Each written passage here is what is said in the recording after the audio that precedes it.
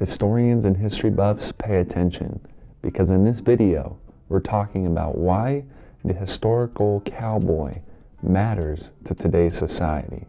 I'm your host, 𝗟𝗡𝗧'𝗦. You're in Broomtail country. Make sure you stick to the end of this video to find out why this matters. Let's get it.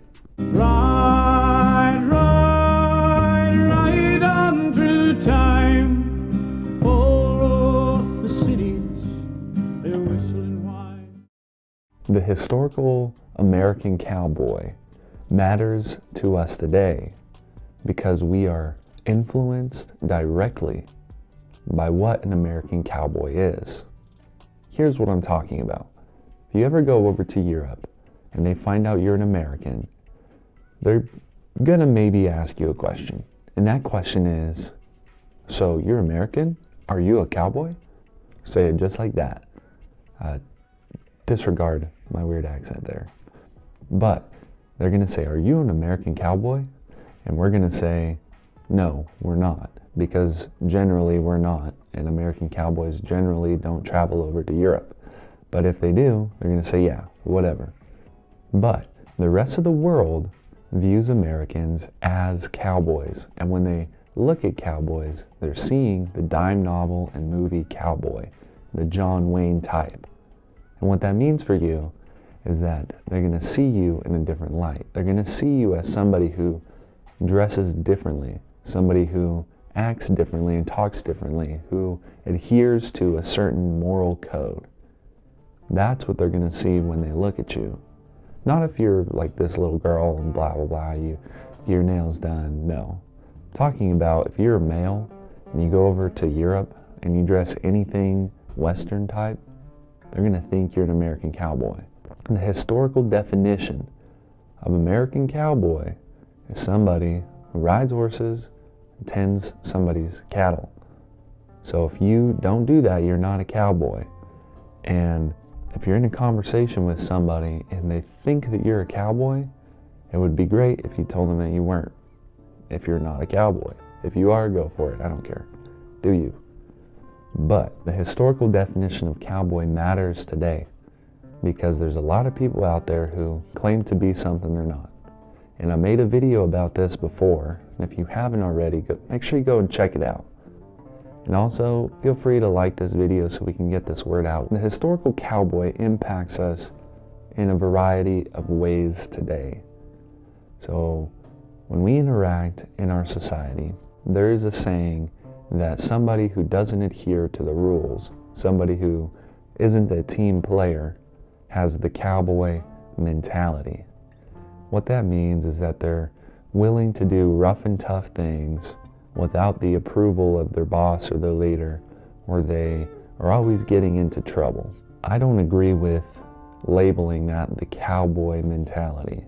You can go check out some podcasts on YouTube by 𝗟𝗘𝗧'𝗦 talking about the cowboy mentality. I don't think that that's something fair to give to cowboys, because generally there's two types of cowboys. There's a type of cowboy that works real hard. They ride for the brand, they're never late to work, they're always there and they're working hard. And then there's the other type of cowboy. And I think that's where they get the cowboy mentality from. That's the rodeo type cowboy. That's the drinking hard and drifting from place to place type cowboy. Now, there's two different types. And historically, there's always been two different types. Historically, there's been the people that are just working hard and trying to get by. And then there's the people that are drifting and causing trouble. Historians should take a special note because you can't just classify all cowboys into one group. There's two, like I just said. So when you're writing historical books, making historical type movies, you should be wary of how you are portraying the cowboy. Because there's two different types. Just like 𝗟𝗘𝗧'𝗦 talks about the cowboy mentality, he's only talking about one type of cowboy. He's not talking about the other side, the side that I respect. That's the side of upholding the traditions, the side of riding for the brand. That's the side that feeds his country. The other side, the cowboy mentality, those guys, they're typically the ones that make it into the history books. They're the ones that went to Dodge City and spent their entire paycheck on prostitutes and liquor. That's the type of cowboy that's made it into the history books. We rarely, if ever, talk about the other side. That's why this matters. Because when we go over to Europe, they call us cowboy, and they're thinking about the cowboy that goes into Dodge City. They're talking about the cowboy mentality, that I don't need you to do my job. That's what they think when they hear cowboy.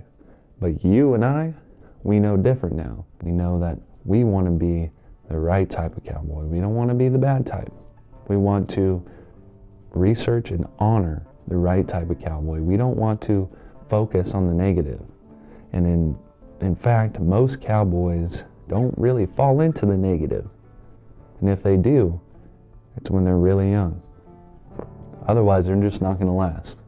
Most alcoholics don't last. So, if you know a cowboy, he's probably on the right side of the fence. He might be a little bit quirky because he's alone every day out on the big ranch. But he's probably the right type of cowboy and has the right stuff. He's probably not an alcoholic. He probably doesn't beat his wife. He's probably a super hard worker. And so we need to, as Americans, correct how people view the American cowboy, because generally, they're not bad. They're good. I'm Brevin Ingleson. You're in Broomtail country. Thank you for making it to the end of this video. Have a great day.